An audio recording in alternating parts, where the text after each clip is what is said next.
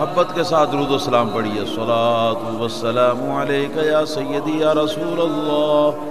وعلی آلک واصحابک یا خیر خلق اللہ.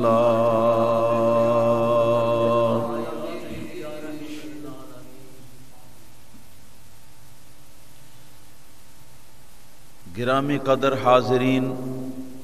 و سامعین،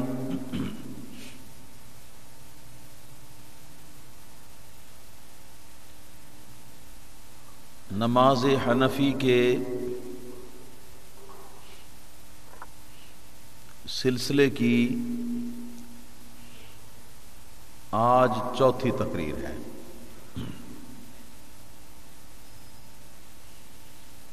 اللہ تعالی وحدہ لا شریک کی بارگاہ میں دعا ہے کہ وہ مجھے صرف حق بات عرض کرنے کی توفیق عطا فرمائے اور ہم سب کو حق کے اوپر عمل پیرا ہونے کی توفیق نصیب فرمائے.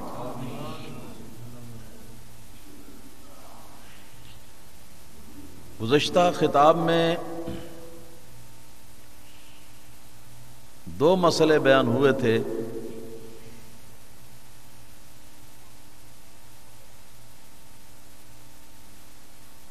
نمبر ایک یہ کہ ظہر کی نماز کا وقت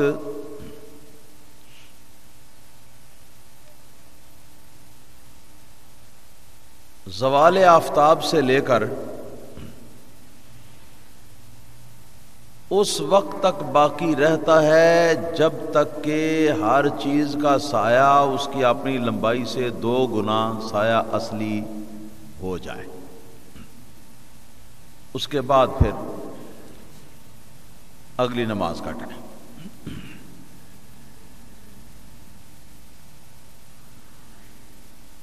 دوسرا مسئلہ یہ تھا کہ گرمی کے موسم میں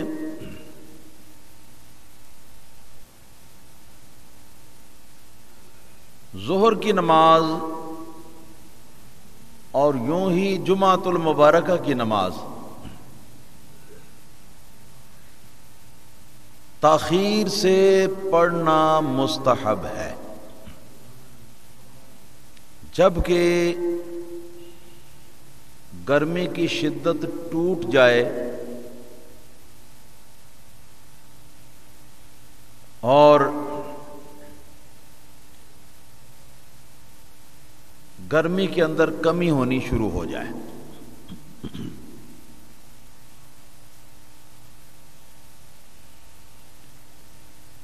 تیسرا مسئلہ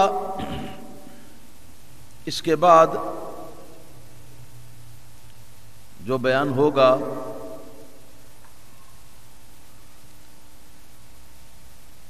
یہ ہے عصر کی نماز کا وقت کب شروع ہوتا ہے.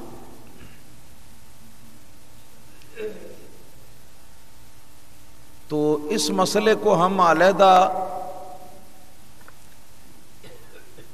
صرف توجہ دلانے کے لیے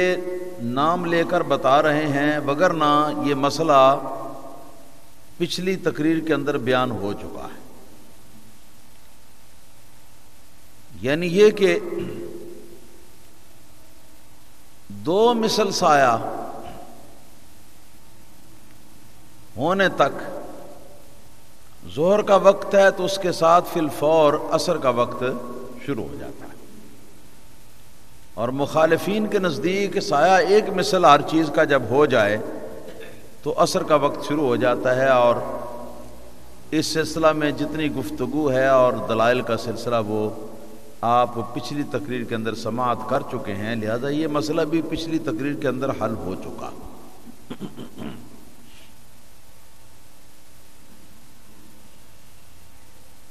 اب اس کے بعد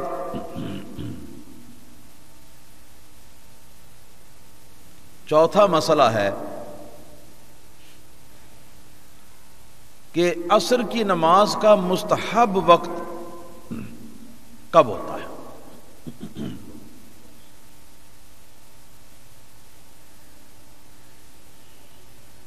امام ابو حنیفہ امام اعظم نعمان بن ثابت رضی اللہ تعالی عنہ کا موقف اور ان کی اجتہادی رائے یہ ہے کہ اگرچہ 2 مثل سایہ ہو جانے کے بعد سے عصر کا وقت شروع ہو جاتا ہے اور اس کے بعد جس وقت میں بھی عصر کی نماز پڑھی جائے وہ نماز درست ہو جائے گی، لیکن افضل اور مستحب وقت عصر کا یہ ہے کہ عصر کی نماز کو اخیر وقت میں جا کے پڑھا جائے۔ اس سلسلے میں کوئی موسمی رد و بدل کی قید نہیں، جیسا کہ ظہر کی نماز میں تھی۔ عصر کی نماز کو 12 مہینے ہمیشہ سردی کیا گرمی اور موسم بہار اور موسم خزاں تمام مواسم میں عصر کی نماز کو اخیر وقت میں جا کر کے پڑھنا جو ہے یہ مستحب ہے، اور اخیر وقت کی تھوڑی سی تشریح کی ضرورت ہے، اس کو ذرا سمجھ لینا چاہیے۔ یاد رہے کہ عصر کی نماز کا جو وقت ہے یہ غروب آفتاب تک ہے۔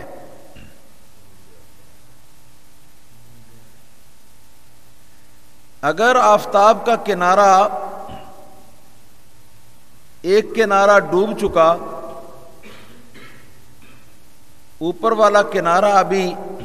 نمودار ہے،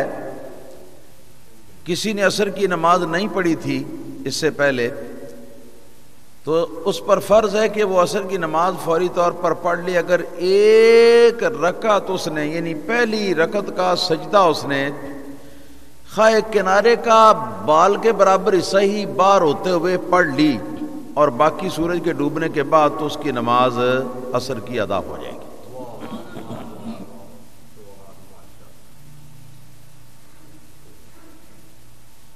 یہ بات ہوئی کل وقت کی۔ اب اس میں سے آخری ٹائم جو 20 منٹ ہیں، 20 منٹ تو ہم نے اپنے اس زمانے کے لحاظ سے یہ کہہ دیا ہے کہ جس زمانے کے اندر گھڑیوں کے ساتھ ٹائم جو ہے اس کو ہم نے پیمائش کر لیا ہے اور گھڑیوں کے حساب سے ہم سارے کام اب چلاتے ہیں، ورنہ اصل میں یہ تھا کہ سورج ڈوبنے سے کچھ دیر پہلے بالکل گہرے زرد رنگ کا ہو جاتا ہے، گہرے زرد رنگ کا۔ اس وقت اس میں نظر اگر ٹھہراؤ تو نظر بھی ٹھہر جاتی ہے، پھیکا ہو جاتا ہے، اس کی روشنی اور اس کی دھوپ پھیکی اور مدھم ہو جاتی ہے۔ تو یہ جو عرصہ ہے دن کے اخیر میں جا کے سورج کے یعنی سخت زرد سرخی مائل ہو جانے کا وقت، اور یہ کہ اس کی دھوپ کے پھیکا ہو جانے کا وقت، اور یہ کہ اس کی دھوپ کی چبھن جو ہے وہ ختم ہو جائے، ختم ہو جائے، تو یہ وقت جو ہے اتنا وقت عصر کے وقت کے اندر مکروہ وقت ہے۔ عصر کے اندر اتنا وقت مکروہ وقت ہے، جائز نہیں ہے کہ عصر کی نماز کو اتنا لیٹ کیا جائے کہ وہ ان 20 منٹ کے اندر پہنچ جائے، لیکن اگر کسی وجہ سے ہو گئی تو اب نہ پڑھنے کی بجائے کوئی شخص یہ سوچے کہ اب مکروہ وقت گزر جائے گا تو میں پڑھوں گا، نہیں، بلکہ مکروہ وقت اگرچہ مکروہ وقت ہے لیکن ہے تو عصر کا ہی مکروہ وقت ہے، تو قضا ہونے سے اس کو بچانے کے لیے ضروری ہے کہ وہ مکروہ وقت میں بھی پڑھ لے، لیکن ابتداً مکروہ وقت تک عصر کی نماز کو لیٹ کرنا جو ہے وہ شدید مکروہ اور گناہ ہے۔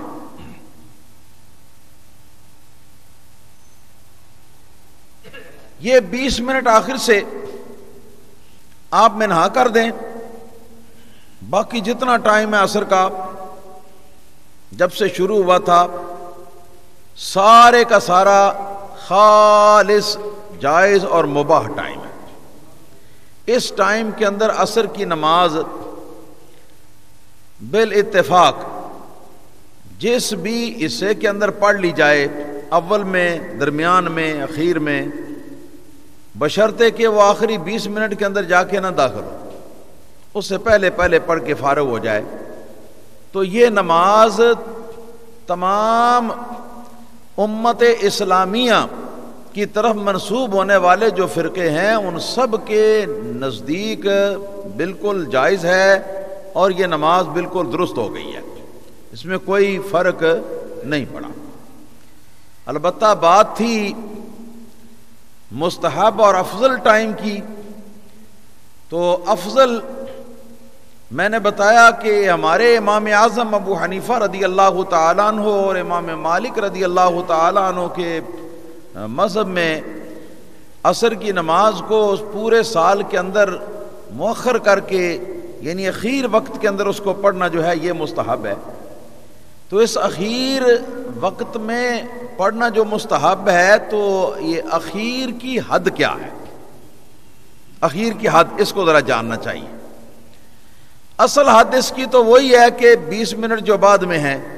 بس ان 20 منٹ سے پہلے ہونا چاہیے، اصل میں تو یہی تھا، مگر یہاں پر ایک عارضی طور پر ایک بات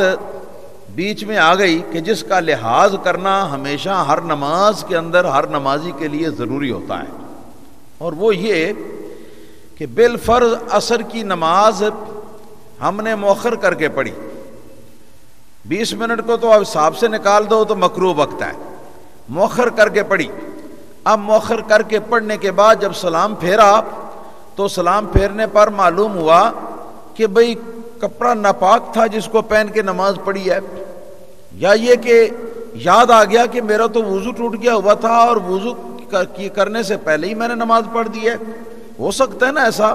یہ تو عام عارضے ہیں، ایسا ہو سکتا ہے۔ تو ایسے موقع پر اب اتنا ٹائم عصر کی نماز آپ کی جو ہے اس کے پڑھنے کے بعد اتنا ٹائم باقی ہونا چاہیے کہ اگر بے وضو پڑھی گئی ہے تو جلدی سے جا کے وضو کر لے، اور وضو کر کے آ کے تو دوبارہ نماز پڑھ لے، دوبارہ عصر کی نماز مسنون طریقے سے پڑھ لے، اور پھر اس کے بعد 20 منٹ والا ٹائم شروع۔ اتنا لیٹ اور اتنا فاصلہ نماز کے اختتام میں اور 20 منٹ جو ہیں بعد کے مکروہ ان کے آغاز میں، اور آپ کی جو نماز آپ لیٹ کر کے مؤخر کر کے عصر کی پڑھ رہے ہیں، اس آپ کی نماز کے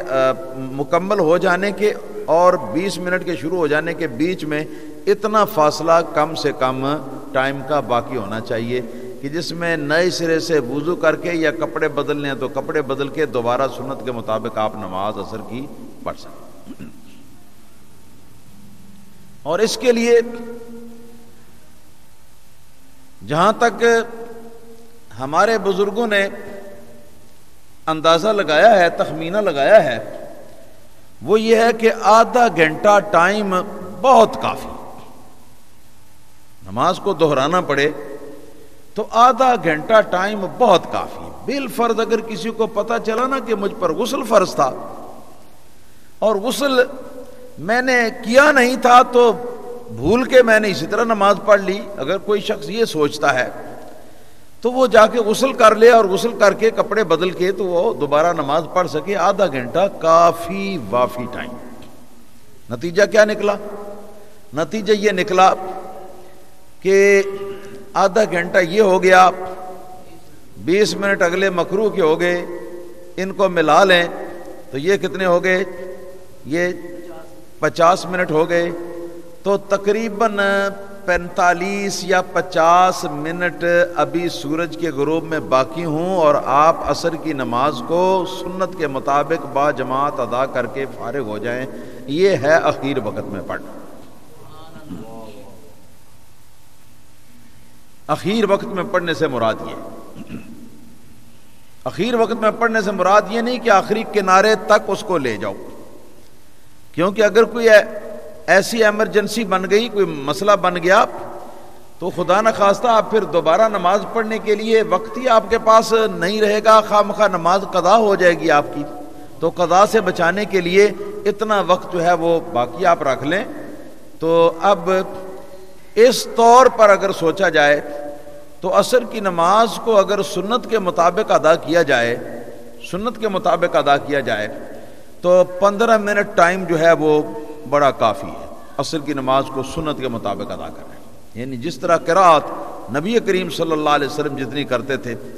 اتنی قرات جو ہے وہ اتنی قرات کر کے تو عصر کی نماز کو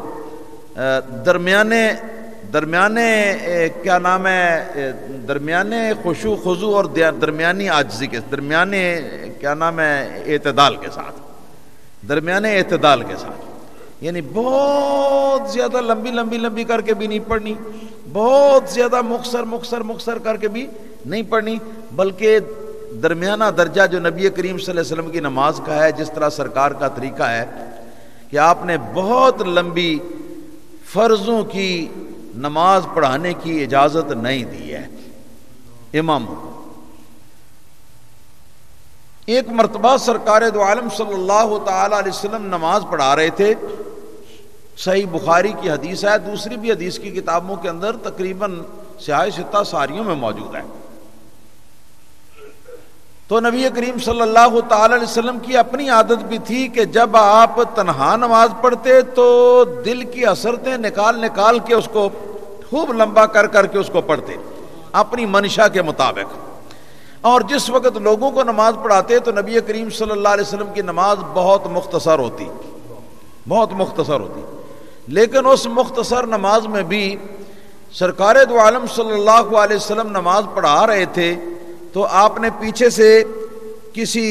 کوئی عورتیں بھی ہوتی تھی نا، آپ کو پتا ہے سرکار کے پیچھے نماز پڑھنے والی، تو کسی عورت کے بچے کے رونے کی آواز سنی،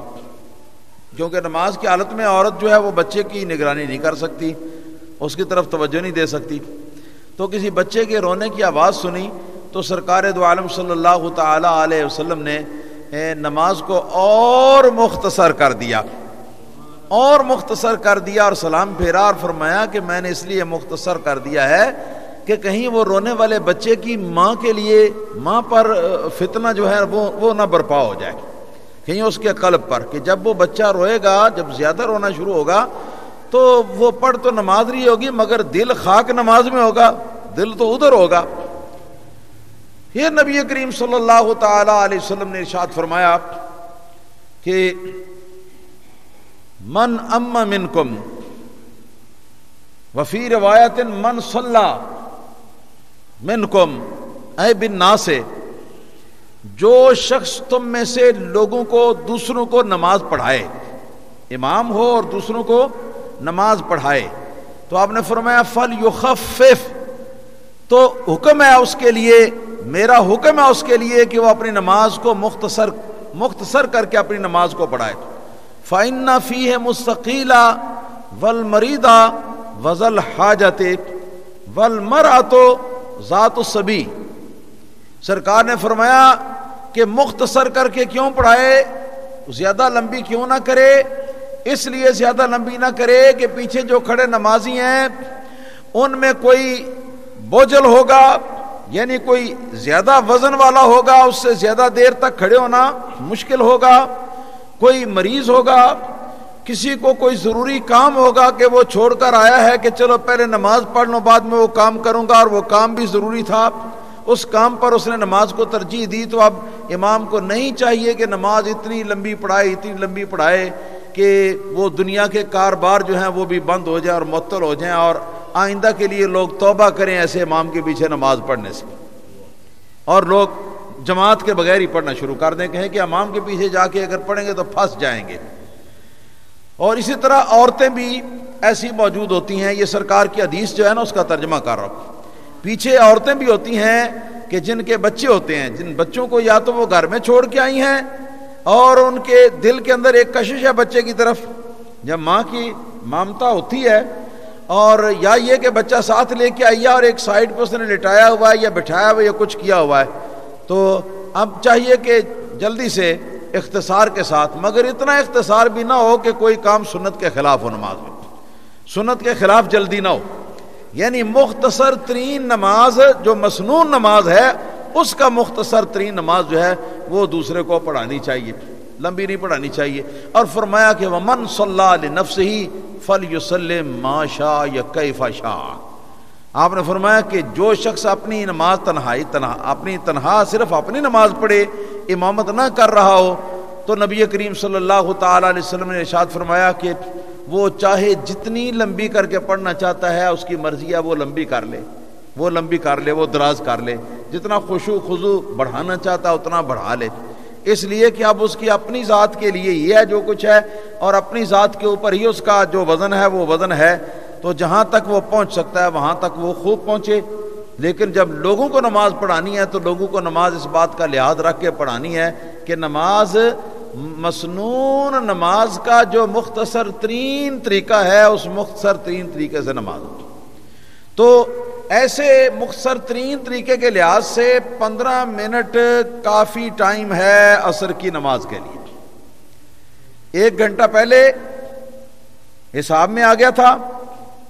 یعنی 20 منٹ مکروہ وقت کے اخیر سے گئے، اور 30 منٹ ہم نے رکھے کہ اگر نماز دوبارہ غسل کر کے یا وضو کر کے یا کپڑے پہن بدل کے پڑھنی ہے اس کے لیے 15 منٹ تیاری کے لیے ہو گئے، 15 منٹ سنت نبی کے مطابق نماز پڑھنے کے لیے ہو گئے، تو آدھا گھنٹہ یہ ہو گیا، اب آدھا گھنٹہ اور 20 منٹ 50 منٹ یہ ہو گئے۔ 50 منٹ جو ہیں یہ ان 50 منٹ کے بالکل قریب جا کے تو نماز عصر کی ختم ہو، نماز عصر کی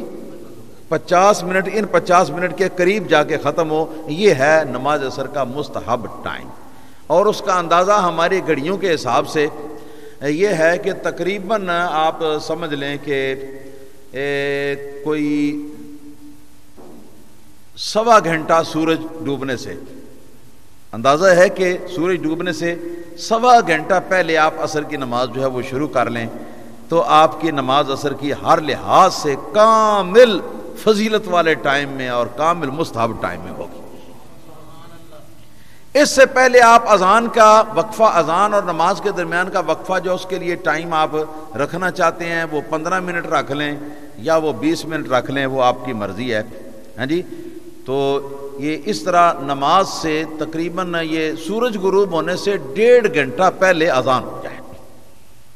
سورج ڈوبنے سے 1.5 گھنٹہ پہلے اذان ہو جائے، اور اس کے بعد پھر 15 منٹ پر پھر نماز ہو جائے با جماعت اور سنت کے مطابق ہو، تو یہ مستحب ترین ٹائم ہے عصر کی نماز کا۔ یہ ہے مذہب امام اعظم ابو حنیفہ اور امام مالک رحمۃ اللہ تعالی علیہ کا۔ امام شافعی، امام احمد بن حنبل رضی اللہ تعالی عنہما، ان کا مذہب یہ ہے، ان کی اجتہادی رائے، چونکہ دلائل متعارض ہیں، دلائل ہیں ادھر بھی ہیں ادھر بھی ہیں، اور حدیث پاک سے ہیں یہ دلائل، تو ان کے درمیان چونکہ تعارض ہے، اس لیے کچھ اماموں نے ان حدیثوں کو ترجیح دے لی جو کہ تاخیر پر دلالت کرتی ہیں، اور کچھ اماموں نے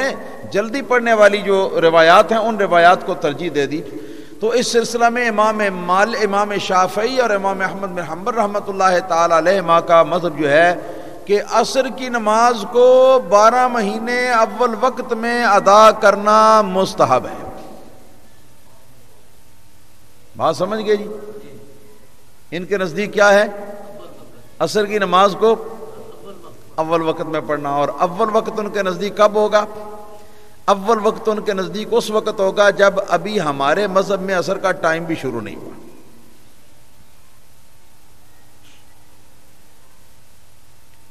کیونکہ آپ جانتے ہیں الحمدللہ آپ جانتے ہیں کہ امام صاحب رحمۃ اللہ علیہ کے نزدیک عصر کا وقت شروع ہوتا ہے جب ہر چیز کا اصلی سایہ 2 گنا اس کے قد سے ہو جائے، تب عصر کا ٹائم شروع ہوتا ہے. امام شافعی اور امام احمد بن حنبل کے نزدیک جس وقت ہر چیز کا سایہ اس کے قد کے برابر 1 مرتبہ جب ہو جائے اصلی سایہ، تو تب سے عصر کا وقت شروع ہو جاتا ہے. اب عصر کا اول وقت جو ہے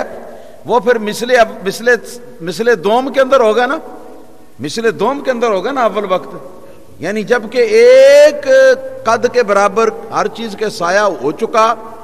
عصر کا وقت شروع ہو گیا، اور اب 2 بار اس کا سایہ اس کے یعنی 2 گنا ہونے تک جو ٹائم ہے یہ ٹائم اول وقت ہوگا ان کے نزدیک. اور اس ٹائم میں نماز پڑھیں گے تو کہتے ہیں کہ عصر کی نماز کی فضیلت زیادہ حاصل ہوگی، زیادہ ثواب حاصل ہوگا. لیکن خیال یہ بھی کرنا چاہیے کہ جہاں تک ہو سکے مجتہد اماموں کے اختلافات جو ہیں ان سے نکلنا چاہیے، یعنی کوشش کرنی چاہیے کہ ایسے طریقے سے کام ہو جائے کہ سارے اماموں کی متفقہ رائے کے مطابق ہو جائے. بات سمجھ رہے ہیں نا؟ شاید نہیں سمجھ رہے آپ. ہاں وہ اس طرح، اس کی صورت کیا ہے؟ یہ ہے کہ ہمارے امام صاحب کے نزدیک عصر کا وقت شروع ہوتا ہے جب سایہ ہر چیز کا 2 گنا ہو جائے، ٹھیک ہے نا. شافعی اور مالک اور احمد بن حنبل رحمۃ اللہ علیہ کے نزدیک جب سایہ ہر چیز کا 1 گنا ہو جائے تو ان کے نزدیک پہلے شروع ہو جاتا ہے نا. تو جب ایک برابر سایہ ہو جائے، 1 برابر سایہ ہو جائے، اس وقت سے آگے 2 برابر سایہ ہونے تک کا وقت جو ہے یہ اختلافی. یہ وقت کیا ہے؟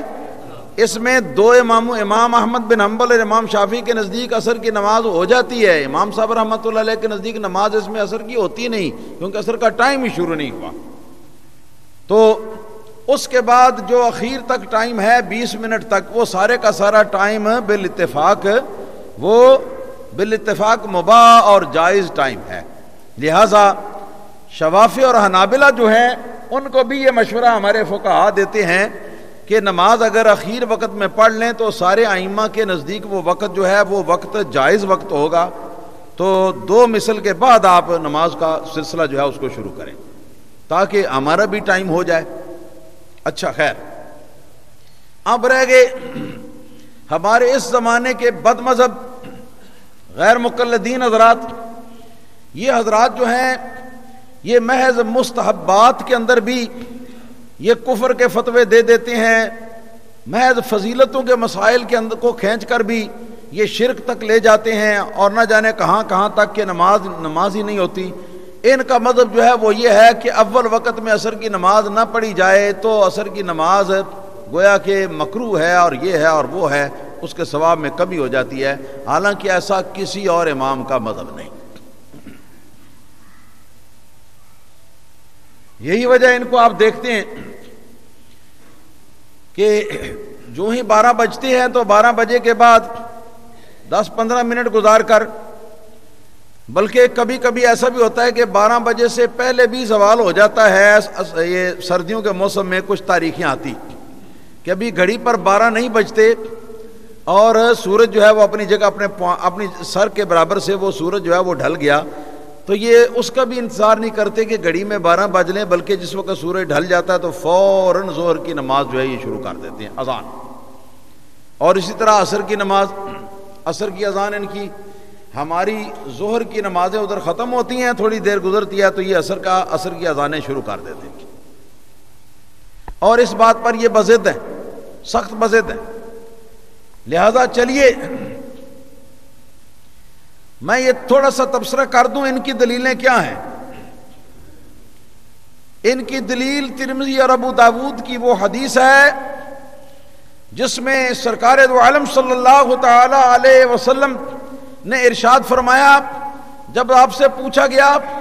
کہ افضل کام کون سا ہے، تو نبی کریم صلی اللہ علیہ وسلم نے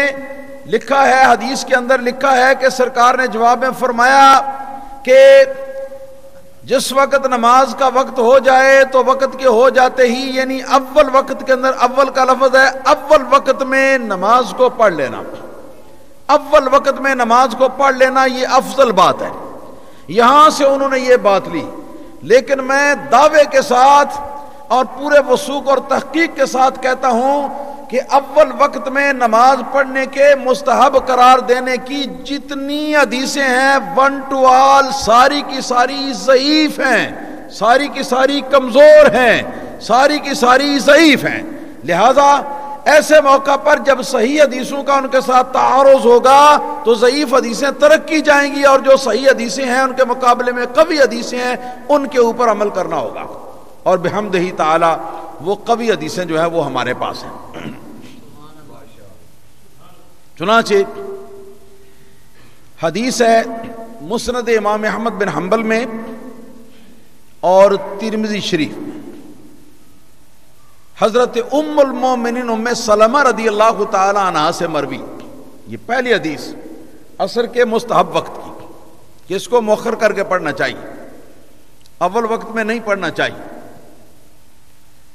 حضرت ام المومنین ام سلمہ رضی اللہ تعالی عنہا نے نبی کریم صلی اللہ علیہ وسلم کی وفات کے بعد خلافت راشدہ کا زمانہ بھی گزر گیا، تو اس کے بعد کی یہ بات ہے، خلافت راشدہ کا زمانہ گزر جانے کے بعد کی یہ بات ہے، نمازیوں کو مخاطب کر کے اپنے حجرہ شریفہ سے، اور یاد رکھنا چاہیے کہ حضرت ام المومنین ام سلمہ رضی اللہ تعالی عنہا یہ نہایت طویل العمر صحابیہ ہوئی ہیں، امہات المومنین میں سے نبی کریم صلی اللہ علیہ وسلم کی زوجیت کا شرف انہیں حاصل ہوا ہے۔ حضرت امام حسین رضی اللہ تعالیٰ عنہ کو نبی کریم صلی اللہ علیہ وسلم گودی میں کھلا رہے تھے بچپن میں کہ ایک فرشتہ حاضر ہوا، حاضر ہو کر عرض کیا کہ حضور آپ اس بچے سے بڑا پیار کرتے ہیں؟ آپ نے فرمایا کہ ہاں مجھے اس سے بہت پیار ہے، اور میں دعا کرتا ہوں جو اس سے پیار کرے اس سے بھی اللہ محبت فرمائے۔ تو عرض کیا کہ حضور آپ کی امت کے کچھ بھٹکے ہوئے لوگ آپ کے اس بچے کو کربلا کی ریگستان والی زمین کے اندر بھوکا اور پیاسا شہید کریں گے، ایک وقت وہ آئے گا، اور اگر آپ چاہیں تو میں حضور کو اس جگہ کی مٹی لا کے دیتا ہوں جس جگہ پر حسین شہید ہوں گے۔ تو حدیث پاک میں آتا ہے کہ مٹی لے کے آئے، اس وقت نبی کریم صلی اللہ علیہ وسلم بی بی ام سلمہ رضی اللہ تعالیٰ عنہا کے گھر حضور کی باری تھی رہنے کی، تو نبی کریم صلی اللہ علیہ وسلم نے اس مٹی کو دیر تک سونگا، اور نبی کریم صلی اللہ علیہ وسلم کے آنسو گرتے رہے۔ آخر حضرت بی بی ام سلمہ رضی اللہ تعالیٰ عنہا کو مٹی دے دی اور فرمایا کیا ام سلمہ اس مٹی کو کہیں محفوظ کر لو، جس دن یہ مٹی جو ہے یہ لیکوڈ بن جائے گی، یہ جو مٹی ہے جس دن یہ سیال ہو جائے گی، خون بن جائے گی، اس دن سمجھنا کہ میرا حسین کربلا کے میدان میں شہید کیا جا چکا۔ اور حضرت ام سلمہ رضی اللہ تعالیٰ عنہا نے وہ مٹی محفوظ رکھی ہوئی تھی ایک بوتل کے اندر ڈال کے۔ چنانچہ جب حضرت امام حسین رضی اللہ تعالیٰ عنہ 61 ہجری کے اندر شہید ہوئے تھے، تو اس وقت امام حسین رضی اللہ تعالیٰ عنہ کی شہادت کے موقع پر انہوں نے جو ہی اس شیشی کو ایک مرتبہ دیکھا، نظر پڑی تو دیکھا تو شیشی کے اندر جو مٹی تھی وہ مٹی خون ہو چکی ہوئی ہے، اور آپ نے یہاں مدینہ منورہ کے اندر آپ نے شور مچا دیا، آپ نے بتا دیا لوگوں کو کہ حضرت حسین رضی اللہ تعالیٰ عنہ جو ہیں وہ شہید کیے جا چکے ہیں میدان کربلا میں، ابھی نہ کوئی آیا تھا نہ کوئی گیا تھا۔ یہ وہ طویل العمر ام المومنین ہے رضی اللہ تعالیٰ۔ تو یہ خلافت راشدہ کے زمانے کے بعد کی بات ہے، جب یہ یزید کے حکمران، یزید کی طرف سے عامل مدینہ منورہ کے اوپر تھے، حجاج بن یوسف جیسے، اور اس قسم کے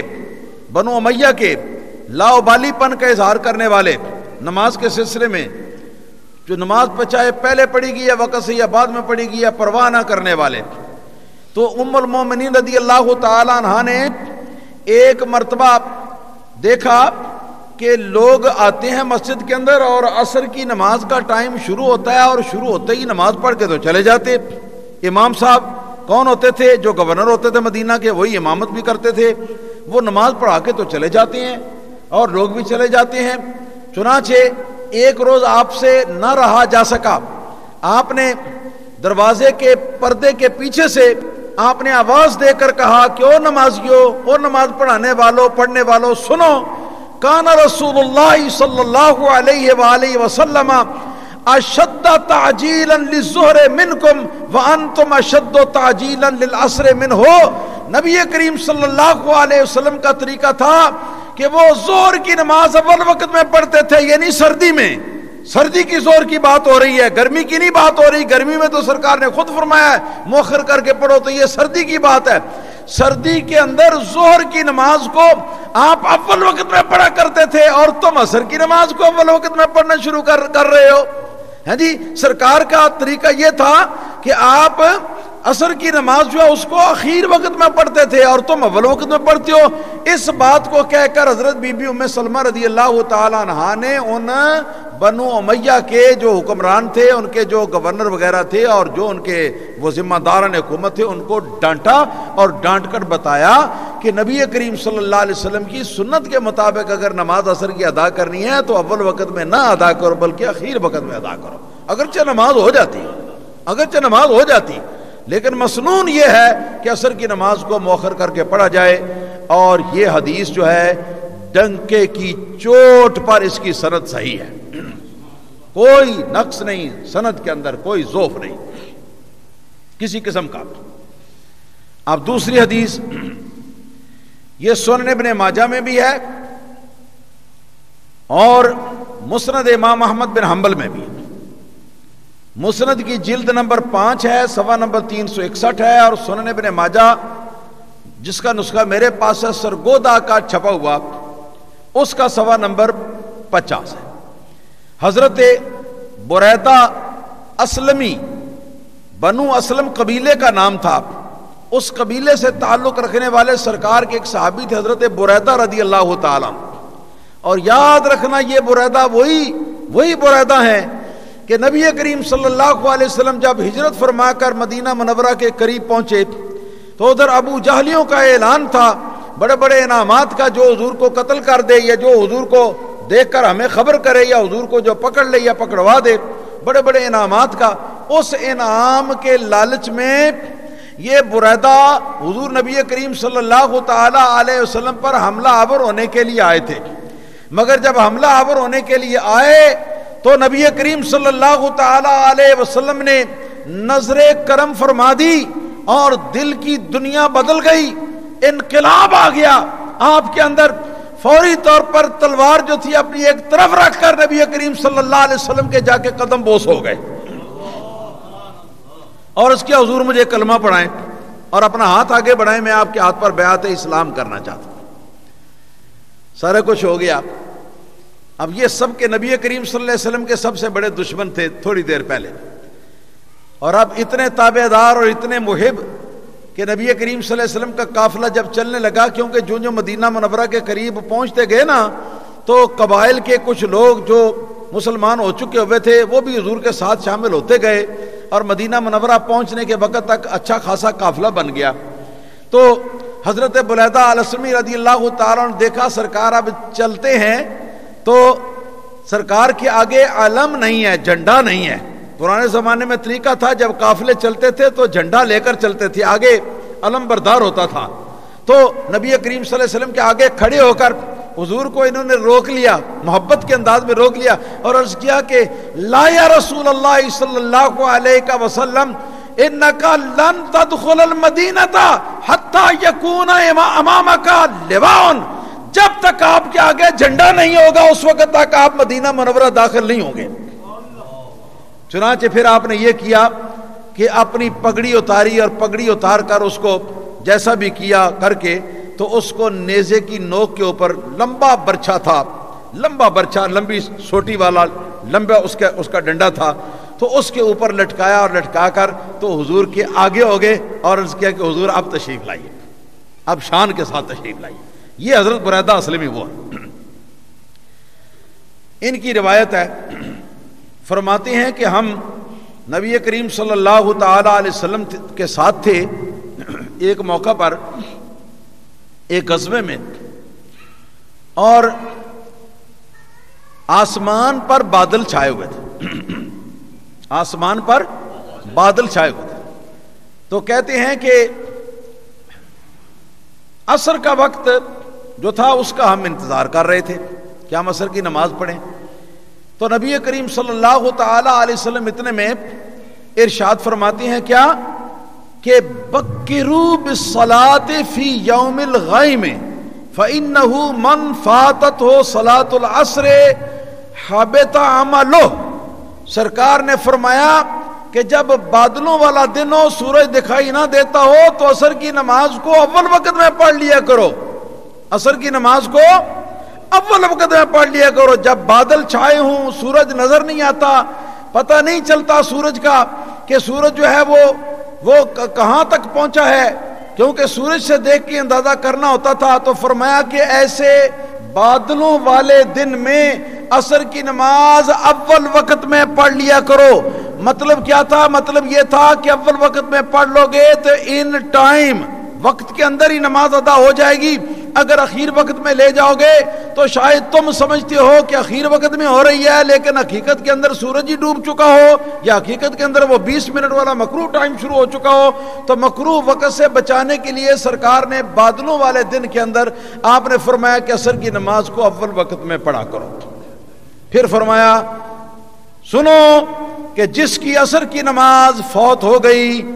اس کا کیا دھرا سب برباد گیا۔ اتنا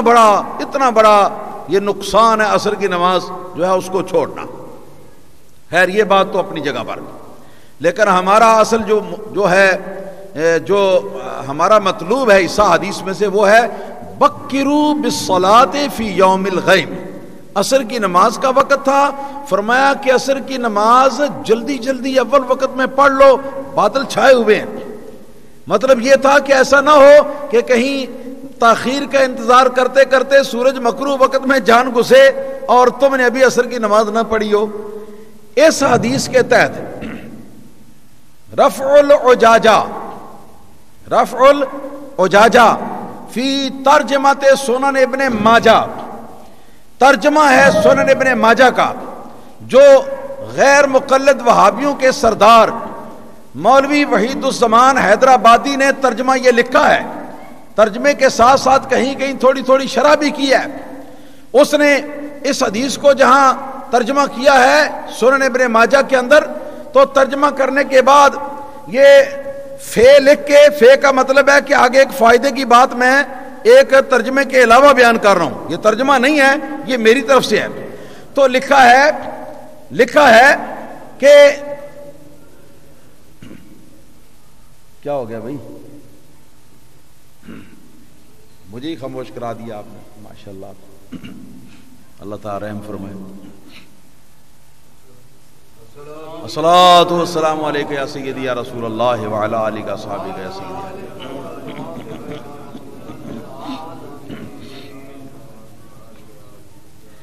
لکھا ہے جی کہ اس حدیث میں حنفیہ کے لیے دلیل ہے۔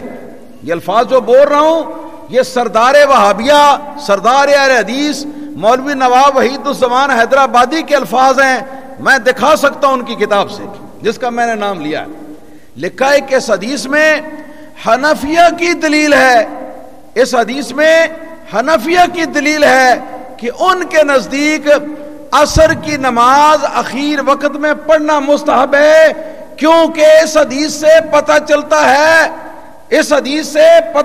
ہے کہ سرکار روز عصر کی نماز تاخیر سے پڑھتے تھے۔ نہیں سمجھے کچھ آپ؟ بادل چھائے ہوئے ہیں، ان میں خطرہ ہے نا کہ سورج مکروہ وقت میں نہ چلا جائے، تو ان میں سرکار فرما رہے ہیں کہ جلدی پڑھ لو، اول وقت میں پڑھ لو. تو اس کا مطلب کیا ہے؟ اس کا مفہوم اس کا جو نکل رہا ہے، اس کا مفہوم کے اعتبار سے جو مطلب اس کا نکل رہا ہے وہ یہ ہے کہ روزانہ آخر وقت میں پڑھتے تھے، مگر بادلوں والے دل کے اندر نبی کریم صلی اللہ علیہ وسلم نے اول وقت میں پڑھنے کا حکم دیا تاکہ سورج مکروہ وقت میں جا کے داخل نہ ہو جائے. کچھ بات آپ سمجھ گئے کہ نہیں؟ مگر اس زمانے کے اندر اب چونکہ ٹائم گھڑیوں کے ساتھ ہم نے پیمائش کر لیا ہوا ہے اور ہمیں ایک ایک منٹ کا پتہ ہے. سورج چاہے 4 دن بھی نظر نہ آئے، چاہے ہفتہ پورا بادل چھائے رہیں، لیکن ہمیں پتہ ہوتا ہے کہ کتنے بج کر کتنے منٹ میں اور اس وقت سورج کہاں ہوگا. ہاں جی، تو اس وجہ سے یہ اس زمانے کے اندر آ کے تو اب اس حکم پر عمل کرنے کی ضرورت نہیں رہی. اور یہ بات جو لکھی ہے، یہ بات علماء اہل حدیث جو ہیں ان کے ایک سرخیل مولوی عطا اللہ حنیف بجیانی اپنی کتاب التعلیقات السلفیہ فی شرح سنن النسائی کی عربی شرح کے اندر انہوں نے یہ بات لکھی ہے کہ اب اس زمانے کے اندر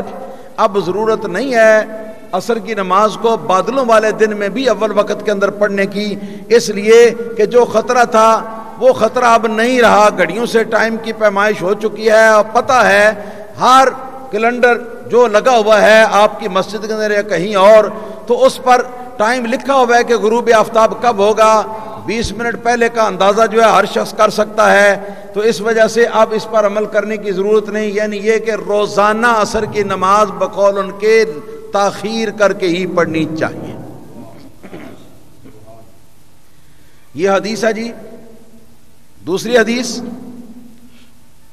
پہلی حدیث حضرت بی بی ام سلمہ رضی اللہ تعالیٰ عنہ کی ام المومنین کی کہ نماز پڑھنے پڑھانے والوں کو جو ڈانٹ کر انہوں نے کہا تھا کہ عصر کی نماز نبی کریم صلی اللہ علیہ وسلم لیٹ پڑھتے تھے اور تم جلدی پڑھتے ہو، ٹھیک کرو اس کو. اور یہ دوسری حدیث حضرت بریدہ اسلمی رضی اللہ تعالیٰ عنہ کی، اور یہ دونوں حدیثیں ڈنکے کی چوٹ پر صحیح ہیں، ان کی سند کے اندر کوئی کمزور راوی ہرگز موجود نہیں ہے. 2 حدیثیں. اور تیسری حدیث سنن نبی داود شریف کے اندر حضرت علی بن شیبان صحابی رضی اللہ تعالیٰ عنہ کی حدیث ہے، اور یہ حدیث سند کے اعتبار سے حسن کے درجے کی ہے. پہلا درجہ صحیح کا ہے، صحیح لذات ہی کا، دوسرا درجہ صحیح لغیر ہی کا، تیسرا درجہ حسن لذات ہی کا، چوتھا درجہ حسن لغیر ہی کا. یہ حدیث حسن لذات ہی کے درجے کی ہے، اور یہ 4 درجے جو ہیں یہ مطلقاً تمام محدثین کے نزدیک حدیث مقبول کے درجے ہیں. ان 4 درجوں میں جس درجے میں بھی حدیث ہوگی وہ حدیث جو ہے وہ حجت ہوگی ہر طریقے سے، اور اس حدیث سے آپ اپنے مسائل ثابت کر سکتے ہیں. یہ حسن کے درجے کی حدیث ہے. حضرت علی بن شیبان رضی اللہ تعالیٰ عنہ، یہ مدینہ منورہ کے رہنے والے نہیں تھے، کہیں باہر رہتے تھے. چنانچہ یہ فرماتے ہیں کہ قدمنا علی النبی صلی اللہ تعالی علیہ وآلہ وسلم فی المدینہ، ہم اپنے علاقے سے سفر کر کے تو مدینہ منورہ میں نبی کریم صلی اللہ علیہ وسلم کی بارگاہ میں حاضر ہوتے تھے.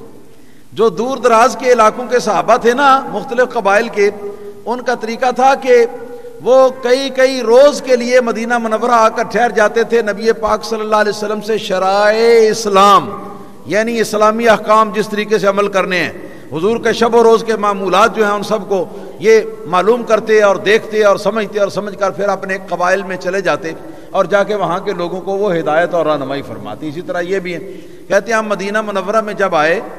تو نبی کریم صلی اللہ علیہ وسلم کا معمول کیا تھا؟ یہ تھا فَكَانَ يُؤَخِّرُ الْعَصْرَ مَا دَامَتِ الشَّمْسُ بَيْضَاءَ نَقِيَّةً. فرماتے ہیں کہ نبی کریم صلی اللہ علیہ وسلم کا معمول یہ تھا، ہم نے یہ پایا جب تک ہم رہے مدینہ منورہ میں، سرکار کا یہی معمول تھا کہ عصر کی نماز کو مؤخر کرتے تھے، عصر کی نماز کو تاخیر سے پڑھتے تھے، اور اتنی تاخیر کرتے تھے کہ وہ جو آخری ٹائم ہے نا سورج کے انتہائی پیلا ہو جانے کے اور اس کی دھوپ کے زرد ہو جانے کے اور اس کی دھوپ کے بے جان ہو جانے کے، وہ اس وقت سے اس عصر کی نماز کو بچاتے تھے، اس وقت سے بچاتے، باقی نبی کریم صلی اللہ علیہ وسلم تاخیر کر کے پڑھتے. اور جناب بات بالکل کلیئر ہوگی. یہ تیسری حدیث ہے اس مسئلے کے اوپر.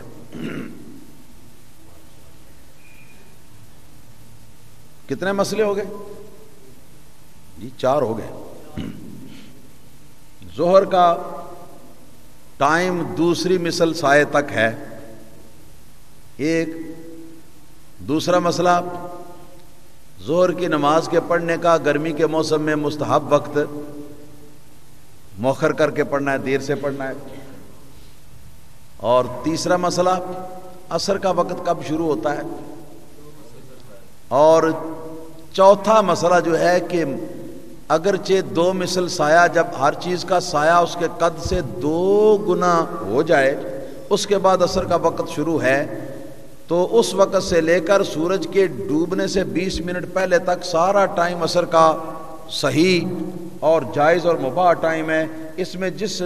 ٹائم پہ بھی نماز پڑھو گی آپ کی نماز ہو جائے گی، کراہت نہیں ہوگی. لیکن افضل یہ ہے کہ نماز کو اخیر وقت میں لے جا کر کے پڑھا جائے، نماز کو تاخیر سے پڑھا جائے، جیسا کہ ہماری حنفیوں کی، سنی حنفیوں کی مساجد کے اندر جیسا کہ ہوتا ہے. یہ مستحب ہے، اس میں ثواب زیادہ ہے، اس لیے ہم یہ کرتے ہیں. 4 مسئلے ہو گئے جی. اس کے بعد 5واں مسئلہ ہے کہ فجر کی نماز کا جو وقت آغاز ہے وہ تو ہے جس وقت فجر صادق طلوع پھٹ جائیں. یہ جو دائیں بائیں روشنی پھیلتی ہے نا، دائیں بائیں روشنی، یہ روشنی جب نمودار ہو جائے تو اس کے نمودار ہوتے ہی فجر صادق کا ٹائم شروع ہو گیا اور فجر کی نماز کا وقت شروع ہو گیا. اور یہ کب تک ہے؟ یہ اس وقت تک ہے جب تک کہ سورج کا کنارہ جو ہے وہ غروب ہونے سے باہر ہو نہ، طلوع ہونے سے، جب تک سورج کا کنارہ جو ہے وہ طلوع نہ ہو جائے. جو ہی سورج کا کنارہ نکلا مشرق کی طرف سے تو اس کے نکلتے ہی فجر کا وقت ختم ہو گیا. اس بات پر اجماع امت ہے، کسی کو کوئی اختلاف نہیں. تو اسے بھی چھوڑ دیتے ہیں کہ یہ مسئلہ اجماعی ہوا. اب یہاں پر ایک مسئلہ اختلافی نماز کے مسائل، وہ یہ ہے کہ فجر کی نماز کا مستحب اور افضل وقت کون سا ہے؟ بات سمجھ رہے ہیں نا؟ وقت تو سارا صحیح ہے فجر کی نماز کا. فجر کی نماز کے وقت کے اندر آخری 20 منٹ جو ہے وہ مکروہ بھی نہیں ہے، سارا ہی جتنا ہے سارا ہی وقت جو ہے وہ صحیح ہے، سارا ہی جائز اور مباح وقت ہے.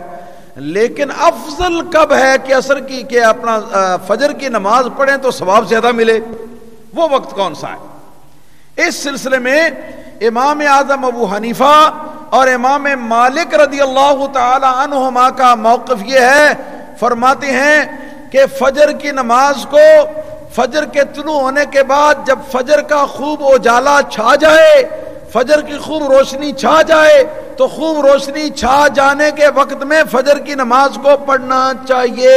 اور یہ مستحب ہے اور یہ افضل ہے، اور ایسا کرنے سے ثواب زیادہ ملے گا. اور جتنا تاخیر زیادہ کرو گے اتنا ہی ثواب زیادہ ملے گا. یہ بڑے 2 اماموں کا موقف ہے. لیکن اس کے ساتھ ساتھ امام شافعی اور امام احمد بن حنبل رحمۃ اللہ تعالی علیہما کا